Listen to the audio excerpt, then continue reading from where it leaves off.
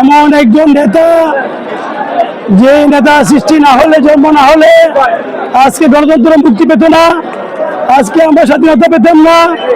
সেই স্বাধীনতার মহান ঘোষক, বাংলার রাখার রাজা, বহুদলীয় গণতন্ত্রের প্রবক্তা শহীদ প্রেসিডেন্ট জিয়াউর রহমানের হত্যার প্রতি শ্রদ্ধা জ্ঞাপন করে আমি আমার বক্তব্য শুরু করছি। আজকে এখানে বলার কিছু নেই। এই নেতা সম্পর্কে বলতে গেলে সৌরাদি শেষ হবে না। তাই বলতে চাই, আজকে আমাদের প্রিয় নেতা, আমাদের বিএনপির প্রতিষ্ঠাতা শহীদ প্রেসিডেন্ট জিয়াউর রহমানের ৪৪তম মৃত্যুবার্ষিকীতে ওনার প্রথম সমাধি দাঁড়িয়ে শুধু একটি কথা বলতে চাই, আমরা ৫ই আগস্টের পর এই সর্বপ্রথম রাউজানের মাটিতে উৎসবমুখর ভাবে আমরা ওনার মৃত্যুবার্ষিকী পালন করতে যাচ্ছি।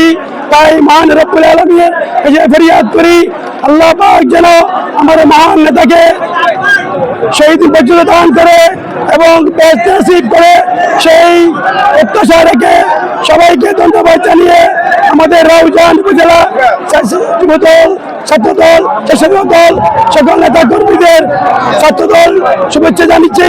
যে কারণে অভিনন্দন যাচ্ছি, তারা অনেক কষ্ট করে এই রোদ বৃষ্টির মাধ্যমে তারা বসতে হয়েছে। সবাইকে ধন্যবাদ।